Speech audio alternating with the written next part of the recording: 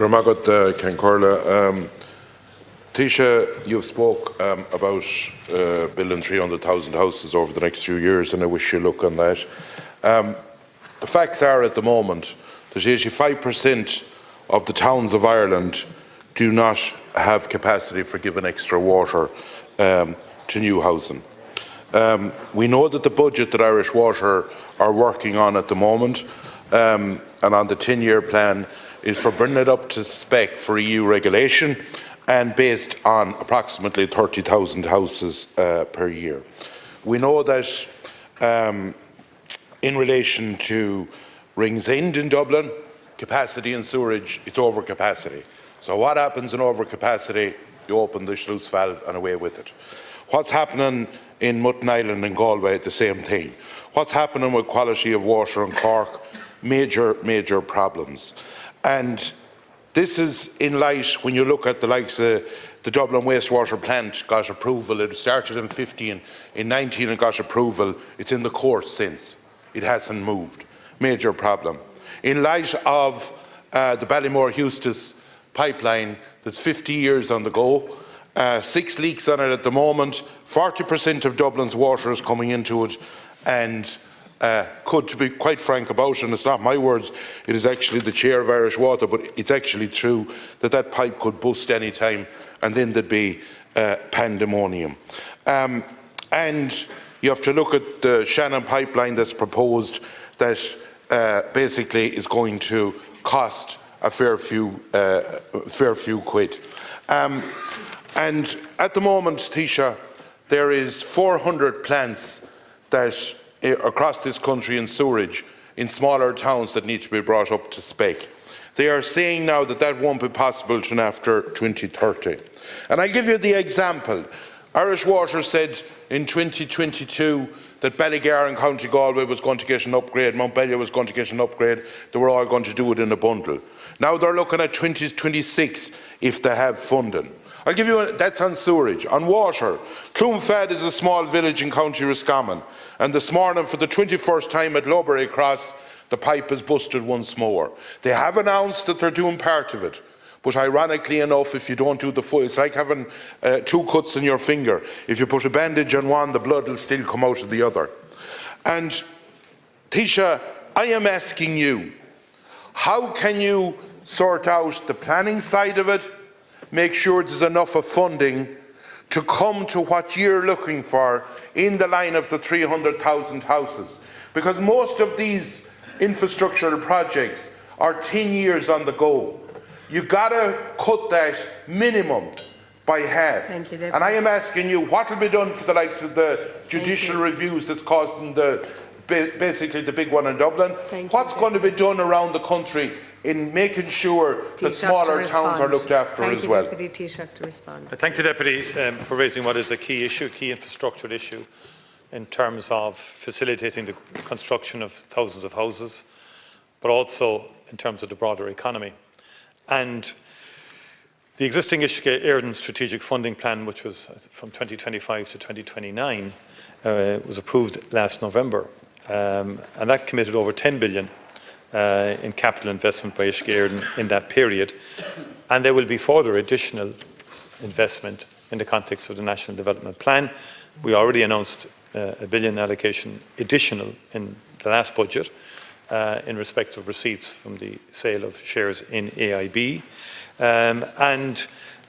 So we're under no illusion that it will need substantive more capital investment.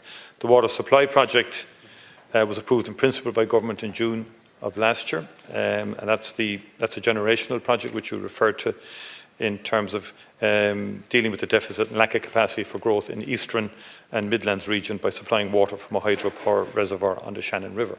Now, we need people to go with that. We need political representatives to go with that, because any delay in that could have very serious consequences for the Eastern and Midland region, and the budget is extraordinarily high for that, or the spend on that. The Greater Dublin Drainage Project that you spoke about, the current planning application, my understanding is under review. And again, you've mentioned judicial review. The new Planning Act is meant to streamline that. We have to now implement that and commence it. That was the subject of a lot of debate in the last Dáil, a lot of opposition in the last Dáil. A lot of people said we were rushing it. It took 4 years to get from conception to conclusion in the legislature to get that act passed. And on the one hand, we're saying our system is too slow, and it is, in my view, in terms of both planning and in terms of the utilisation of JRs. I think collectively as a society, we have to weigh up that which is important for all of us collectively. Water supply is one of that. And what we're saying to Irish Water, there will be further investment, but parallel with compliance obligations, there has to be increased capacity for housing. And we also, I believe, we have to look at the options of working with the private sector in terms of water supply and in terms of wastewater. We have to just open and broaden perspectives in terms of how we're going to meet the enormous challenges that we're facing on the housing front in particular, in terms of new connections, new supply capacity.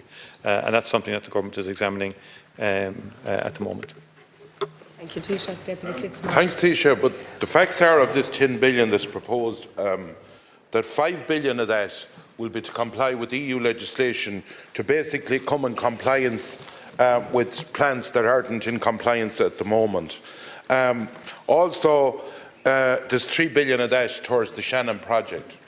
And what you are saying then is that you have 2 billion over 5 years to produce 30,000 houses more every year, which, to be quite frank about it, whoever done those figures, and I know it's not you, but having the bull's clue of what's going on in this country when you try and supply water and supply sewerage for the projects in question. Last year, and here are the facts, the subcontractors that's in with Irish Water doing repair and leaks and doing maintenance, in August the budget was gone. 500 subcontractor people out working were laid off last August. I predict they were laid off because their budgets had blown in what they were going to do. So from August in until Christmas, whatever leaks or whatever repairs, tough luck, we've got to leave it till next year. And the same will happen this year with the way they're doing their budgets. And in my opinion, I would ask you as Taoiseach to look at, when you're talking about 30,000 extra houses on top of the 30, to look at what the figures they're given. And when you look at the Shannon project, that's a once in a lifetime. Should be a separate budget completely compared with all the other budgets, because it's once in a lifetime for Irish Water. Taoiseach to respond. I think you've made a number of fair points there. And in the context of the National Development Plan, we will look at some of those issues in terms of, first of all, the need for additional capital funding for water, because that is key, in my view, for housing. And it's key for economic development, particularly now in the context of the trade war that is potentially on our doorstep. We need to be very nimble in ensuring that we can respond to the needs of industry, our own industries and those who may wish to invest in Ireland. And we've always been very, very strong historically on utilities, water availability, connections to the grid.